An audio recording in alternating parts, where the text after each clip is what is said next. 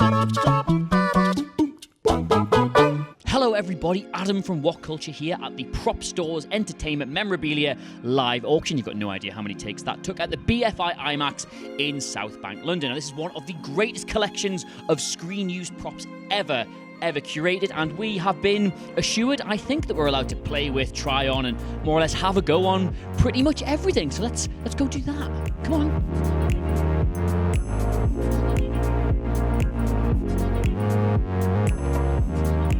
The girls' outfits from Star Trek because, yep, space is sexy. They've always got fancy names, swords, haven't they? Phil, what would you call your sword? Little Phil, gotcha, that'll do, yep. That's the Alien Queen. Now, I initially saw this, I thought it was from Friends, but it's not. It is Tyler Durden's bathrobe from Fight Club. But you can see where I've done that, can't you? Because Central Perk, hey, he was a deep character.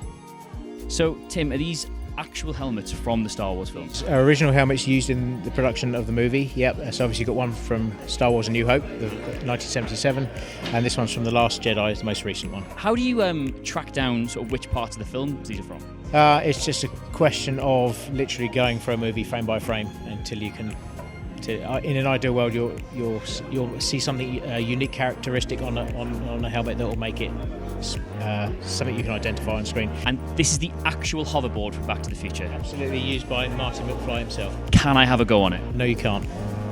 Do you know any idea roughly how many sort of props like this would have been used in one film? Very difficult to say, but because it's an action movie, they would have had a lot of items on standby ready to use in case something gets damaged. And can we play it? No.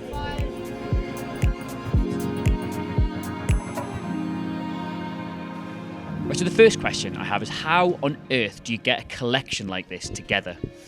Well, Prop Store's been running for 20 years. I've been collecting for 30 years. A lot of it is about the network, the people that you get to know, the people that you get to meet, and the conversations that you have with those people. So many of these things are just buried away either in private collections, in studio archives, with crew members who worked on the film. So Prop Store's auction is an annual event.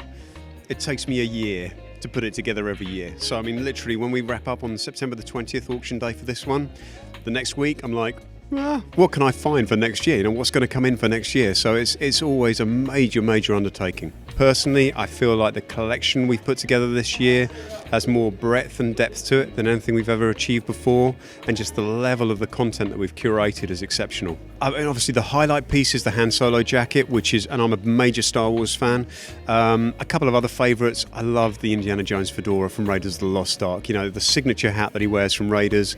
It's used in a couple of key sequences that we can pin it down to. I don't know whether you're a Raiders fan or you know the film, but when he's in the Well of Souls and he's confronted by the King Cobra snake, this is the hat that he's wearing. If I could bid on that hat myself, I would bid on that hat. It's illegal for me to bid in my own auctions, but we toured that all over the place, and I was sitting next to it in Comic-Con in San Diego for 4 days, and I just kept saying to the guys, look at that hat, and I mean, that is just an exceptional piece to come to market. You know, it's never been seen before like that at a public market, and if I'd had the opportunity, and it would be a piece that I'd love to buy. When I started Prop Store, there was no real appreciation of this having an intrinsic value. It was very much deemed a byproduct of the filmmaking process.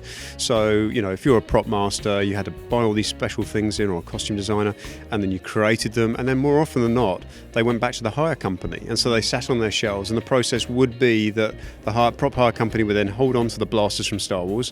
They'd try to rent them to Aliens. The guy from Aliens would go, you know what, they're too identical for Star Wars, repaint them, or, you know, throw them away, and so they would just get thrown away. Today it's a completely different matter. You know, I've worked very hard to elevate the status of this as collectible, almost as an art form. You know, my feeling is that, and my belief and my philosophy is that the people who make these artifacts are at the very top of their game. Everybody's employed within the film industry is the very best of the best, and these items should be held in high regard. And I've been championing that. I've been doing shows, exhibitions and interviews saying that for 20 years, and now the studios have cottoned onto it. No longer will the production have an end of production sale where they'll sell James Bond shirts off for £1 each to the guys who worked on the crew. the archive will hold on to them. Literally they're barcoded and they're tracked from the beginning of the production right to the end of it, and then they release very little of it. So, the whole dynamic of crew members ending up with items, with rental companies ending up with items in a production is evaporating. It's coming to the end of an era for that. And for us to acquire a lot of this material now, we have to work hand in hand with production companies. Final question, arguably the most important. Can I try on the Empire Strikes Back jacket? Dude, you are not going to try on the Empire Strikes Back. I'm sorry. Nobody gets to try that on. But we can go and have a look at it in a minute if you'd like to take a look.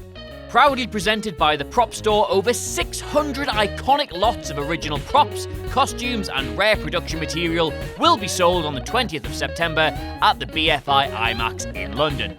The spectacular live auction will also be live streamed with an interactive webcast for fans to track the bidding. A free museum-worthy preview exhibition will be open to the public in the run-up to the event, showcasing over 270 lots from the upcoming auction. That runs until the 20th of September 2018, and you can find more info on thepropstore.com. Just don't ask if you can touch any of it. Right, I'm speaking to the guy. He's actually going to let you touch your thing. Alright, okay. Yeah, the one with chocolate bar. The one with chocolate bar? Yeah, the one that's out over there. No, not anyone's going to want to see that actually. We shouldn't bother with that. It's going to go for 10 grand. They're definitely going to want to see that. It's from the original movie. No, actually, I think we should leave very quickly instead after you have the better idea. Come on.